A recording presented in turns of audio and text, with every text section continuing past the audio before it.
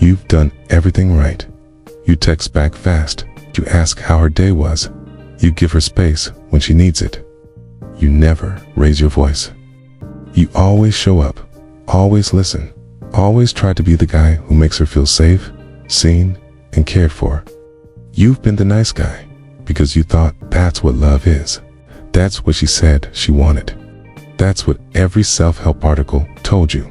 Be kind, be emotionally available, be respectful. So you were, and still, she left, or she ghosted, or she said, "You're such a good guy, but something's missing." And now, you're sitting there, staring at your own reflection, thinking, what the hell did I do wrong? Here's the brutal truth. She didn't leave because you were too nice. She left because your niceness wasn't real. It was a mask. It was a performance. It was a transaction. Quiet, unconscious bargain that sounded like this. If I treat her perfectly, she won't leave me. If I sacrifice my needs, she'll love me. If I suppress my truth, I'll be safe. And when that didn't work, when she didn't respond the way you hoped, you didn't get angry at her. You got angry at yourself. Or maybe you just shut down. You see, the nice guy isn't actually nice. He's afraid. He's afraid of conflict. He's afraid of rejection. He's afraid that if he shows too much desire, too much truth, too much edge, he'll be punished. And that fear doesn't make you bad. It makes you human. But if you don't face it, it'll poison everything you touch. Because here's the secret. Women don't want perfection. They don't want safety at the cost of presence. They don't want comfort that hides cowardice. They want the truth, even when it's messy, especially when it's real. Think about it. Have you ever been with a woman who said she wanted a good man, but then was drawn to someone more bold, more assertive, more unpredictable? It's easy to dismiss that and say, she just wants a bad boy. But that's not it. She doesn't want cruelty. She wants aliveness. She wants to feel something. And sometimes, you, the nice guy, have numbed yourself so much, sacrificed so many parts of yourself to be palatable, that there's nothing left for her to feel. You became safe, but invisible. And this is where it gets painful. Because deep down, you are kind. You do care. You're not faking that. But what you haven't learned is this. Kindness without boundaries is manipulation. Affection without honesty is performance. And love without power, the power of owning who you are, becomes begging. The nice guy was born out of survival. Most of us learned as little boys that being too much wasn't safe, that anger would get punished, that desire made us selfish, that honesty could hurt people. So we learned to shut it down. We became agreeable. We became emotionally soft. We became good boys because we thought that's how we would earn love. Can't. Worked. ... for a while, till it didn't. Because now we're men. And what kept us safe as boys is killing us as men. The world doesn't need more agreeable men. Women don't need more approval-seeking yes men. What they crave, what you crave, is truth. Raw, rooted, unapologetic. The kind of truth that doesn't need validation to be spoken. It's the kind of man who doesn't disappear every time someone disapproves of him. This isn't about becoming a jerk. It's not about swinging to the other extreme, cold, arrogant, disconnected. It's about reclaiming what you buried. Your anger, your hunger, your presence. The parts of you that you thought would scare her away, but are actually the only parts of you that can ever love her fully. Because love isn't found in submission. It's found in tension. The creative tension between two real, live people who aren't trying to control each other or keep each other comfortable. Love starts when performance ends. When you stop trying to be chosen and start being real. So maybe you're not a nice guy. Maybe you're just a man who's never been shown how to be whole. Maybe no one taught you how to hold your truth without apology. Maybe no one told you that your needs matter, okay? that you don't have to earn love by erasing yourself, okay? Well, I'm telling you now. You see, the nice guy doesn't show up overnight. It's shaped slowly, silently, by the emotional terrain of his childhood. He learns early on that love is conditional. That being himself, angry, loud, impulsive, leads to shame, punishment, or disconnection. Maybe it was a distant father who only responded to silence and obedience, or a mother who rewarded niceness and guilted you for having boundaries. Or maybe no one ever said anything at all. They just looked disappointed when you were too much, so you became less. Not because you're weak, because you're smart. You adapted. Here's the cost. You split yourself in two. You pushed everything unacceptable into the shadow. Your sexuality, core, your anger, your ambition, your raw honesty, and what you kept on the surface was what you thought the world would love. Kindness, gentleness, helpfulness, sweetness. All things that look good, but when they're disconnected from your full self, they become hollow, inauthentic, a mask. And no matter how pretty a mask looks, eventually people feel what's behind it. Carl Jung called this process shadow repression, when parts of the self are exiled into the unconscious because we believe they're dangerous or shameful. The problem isn't that we have a shadow. The problem is we pretend we don't. And when you're a nice guy, you don't just ignore your shadow, you try to overcompensate for it. You try so hard to be good that you become fake. And deep down, women can sense it. They don't always know why they're pulling away. They just feel like something is missing, because something is. What's missing is you, your wholeness, your range, your depth. When you suppress your shadow, you also suppress your vitality. Your presence dulls. You become predictable, polished, pleasant, but not alive, not magnetic. And here's where the irony cuts deep. The very things you hide are the things that would make you attractive. Not because women want pain or danger, but because they want realness. They want to feel your edges. Not your hostility, but your fire. Not your control, but your power. You don't need to be a jerk. You need to be whole. And that means going back to the places you exiled.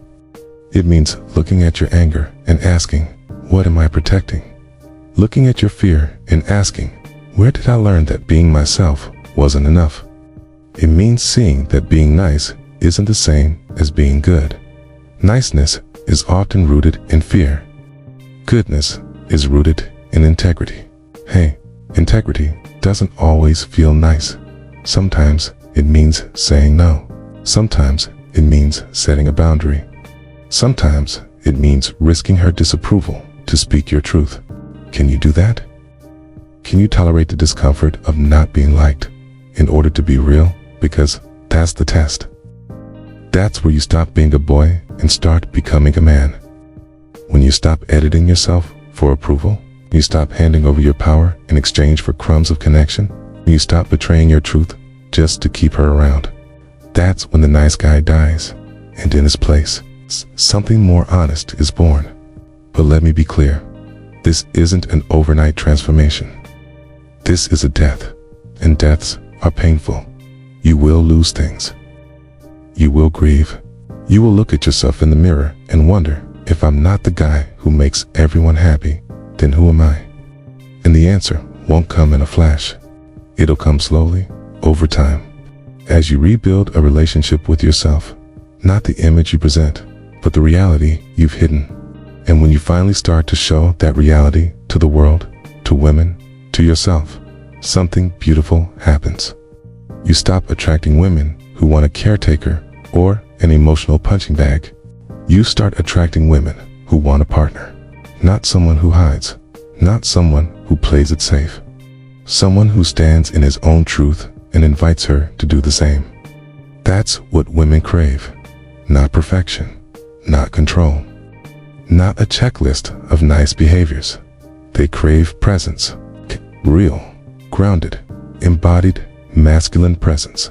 The kind that says, I see you, I hear you, but I won't abandon myself to please you. Hey, When you can stand in that energy, not perform it, but be it, you stop being invisible. You stop being ignored. You stop begging for love and start becoming the kind of man who calls it in. So now you know what needs to die. The performance, the approval seeking, the part of you that hands over your power for the illusion of peace. But here's the real work. Not just knowing what to let go of, but learning what to build in its place. What does it actually mean to be a man who doesn't need to be nice to be loved? A man who doesn't abandon himself just to be accepted. What does it mean to live with emotional integrity and embodied presence without slipping into arrogance or coldness? It starts with the shadow. All those parts of you that were rejected, punished, or ignored, they don't disappear. They sit quietly in the basement of your psyche, waiting. And the longer you suppress them, the louder they leak out through passive aggression, self-sabotage, quiet resentment, or emotional numbness. The shadow isn't evil, it's just unloved. And it's as your job now, as a man growing into himself, to bring it back into the light. So, how do you do that? You begin by telling the truth, especially to yourself. Start with this. What am I pretending not to want? What parts of me do I hide from the people I date? Where do I abandon myself just to keep someone else comfortable? Ask those questions. Sit with the discomfort. Don't look for quick answers. Just feel what comes up. Maybe it's rage. Maybe it's shame. Maybe it's grief for all the times you betrayed yourself and called it love. Good. That's where the healing begins. Not with more knowledge, with more honesty. Then you set boundaries, not as punishment, but as truth. You start saying what you mean. You stop over-explaining. You stop apologizing for needing space, or time, or clarity. You stop making yourself smaller so she feels bigger. You stop offering what you don't want to give, just so she doesn't leave. Because boundaries are not walls, they're clarity. They don't say, don't come near me. They say, this is who I am. This is how I live. You're welcome here, but only if you can meet me in truth. And the beautiful thing, when you set real boundaries, people who can't handle your truth will fall away. That's not rejection, that's alignment. And then you build presence. True presence isn't about being stoic or emotionally locked down. It's about being fully here. In your body, in your breath, in your truth. Most men are disconnected from that. We live in our heads, thinking, calculating, performing. But women don't fall in love with your thoughts. They fall in love with your presence. The way you listen. The way you sit in silence without squirming. The way your energy says, I'm here. I'm not trying to impress you. I'm just being me. That kind of presence can't be faked. It's the result of integration, of bringing your light and your shadow together. It's the quiet power that comes when you've faced yourself, when you no longer need her to validate you because you already see yourself clearly. You've looked at the worst parts of you and said, you still belong. And that's when it shifts. That's when people start responding to you differently. It's not because you learned some new trick, okay? But because your energy changed. You're not chasing, you're not performing. You're not contorting yourself into a shape that feels acceptable. You're just standing in your truth, relaxed, grounded, and honest. And yes, some people will be uncomfortable with that, especially if they're used to you being the nice guy, the one who always says yes, the one who never pushes back, the one who disappears into everyone else's needs. But you're not that man anymore. You've outgrown that skin. And outgrowing it means accepting that being real will cost you something. Maybe even someone, okay? But here's the reward. You start attracting people who are ready. Women who aren't looking for a servant or a savior or someone to mold. Women who want to be met, not managed. Women who are also doing the work, who don't want your perfection, but your presence. And, most importantly, you'll be proud of who you are, even if no one's watching, okay? Even if love never comes in the way you hoped, because you'll finally know You are not nice. You are not a role. You are not a product built to please. You are a whole, complicated, powerful man, and that is more than enough. When you stop being the nice guy, when you stop seeking safety through self-erasure, you'll notice something strange happens. People begin to treat you differently. Some pull away. They're used to your softness, your overgiving, your predictability, okay? And when you stop feeding that dynamic, they feel threatened, unsettled. You're not who they thought you were. You're no longer easy. You're no longer controllable. And at first, that may hurt. But over time, you'll realize they weren't seeing you anyway. They were seeing what you performed for them. But the deeper shift happens inside your relationships, especially with women. You'll begin to notice that the women you used to chase no longer excite you the same way. Okay. The ones who only wanted the version of you that kept the peace. Okay. The ones who liked you sweet, but didn't have space for your depth. You'll still feel the old pull, the craving for attention, for validation, for being chosen, but you won't move toward it. Not in the same way, 'cause now you're no longer hungry for attention. You're hungry for truth. And that hunger changes your standards. You no longer want the high of being desired. You want the depth of being met. You want to sit across from a woman who doesn't need you to be less so she can feel more. It's one who invites your truth even when it's uncomfortable. It's one who isn't impressed by perfection, but moved by presence. You'll start noticing subtleties you used to miss. How she responds to boundaries. Whether she's interested in who you are or just what you do for her. Whether she can sit in silence with you or always needs you to fill the space with words and approval. You become more discerning, not because you're guarded, but because you finally respect yourself enough to be intentional with your energy. This is when you stop playing the old game, the game of proving your worth through effort, sacrifice, and performance. And in doing so, you stop attracting women who are playing their version of that game, seeking a man to save them, validate them, to chase them endlessly, just so they feel desired. That dynamic dies when you stop feeding it, and in its place, something rare begins to emerge. Conscious connection. A relationship where two people come as whole, not hungry. Where love is not about completing each other, but about expanding together. Where attraction isn't based on fear of loss, but on mutual recognition. A kind of love that doesn't burn out in adrenaline, but deepens in awareness. But be warned, this kind of connection demands more from you. You can't hide. You can't fake stillness. You can't mask insecurity with gifts or compliments or performance. You have to be here, grounded, clear, willing to be seen, and to see her fully too, not as a fantasy, not as a prize, but as another soul walking her own messy path. And sometimes this deeper connection doesn't look romantic right away.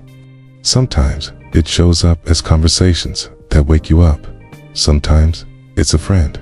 Sometimes it's a challenge. The point is, the kind of woman you attract when you, restanding in your wholeness, is no longer about saving you from your loneliness. She's here to reflect, to sharpen, to call you into more truth. You stop falling in love with the way someone makes you feel about yourself, and you start falling in love with the way someone sees you, because you already know who you are, okay? And here's the real beauty. When that kind of love comes, if it comes, you'll be ready. You won't self-sabotage. You won't chase or shrink or over-explain. You'll know how to hold your ground. You'll know how to love without abandoning yourself. You'll know how to walk away if the connection asks you to betray your truth. Not because you're cold, because you're finally honest. 'Cause the reformed, nice guy, the man who has done the work, no longer fears losing love. He fears losing himself. And that's the kind of man who's not only attractive, but deeply trustworthy. There is a moment, quiet and often unnoticed, when you realize you really no longer living for approval. You're not shaping yourself to be liked. You're not bending your truth to avoid discomfort. You're not waiting for someone to pick you so you can finally feel like you matter. You just ... are. That's when you know the nice guy is truly gone. Not replaced by his opposite. Not by a cold, hardened, ego-driven version of masculinity, but by something real. Because real masculinity isn't about dominance or submission. It's about clarity. It's about knowing who you are, what you value, okay? And what you're no longer willing to give away in exchange for temporary affection. It's about standing still when others rush. It's about listening without trying to fix. It's about loving deeply, vulnerably, without making love your identity. And maybe no one notices. Maybe you're not praised for this shift. Fact, some people might resist it. You were easier when you were nice. When you said yes. When you asked for nothing and gave everything. When you existed as an emotional support system instead of a man with his own soul. But now, you're awake. You can't go back. Wouldn't even want to. You see women differently now too. You no longer pedestalize them. You no longer fear them. You see their strength, their wounds, their shadows, and you meet them there. Not to save them, not to impress them, just to meet them. And when they feel that, okay, when they feel that you are fully present, fully alive, fully yourself, something shifts. You're no longer the nice guy. You're a man, a mirror, a mystery they can actually trust. But this isn't about women. It never was. This is about you. About how you show up in every part of your life. Your relationships, your work, your silence, your solitude. Because the deepest transformation doesn't happen in front of anyone. It happens when you're alone and still feel whole.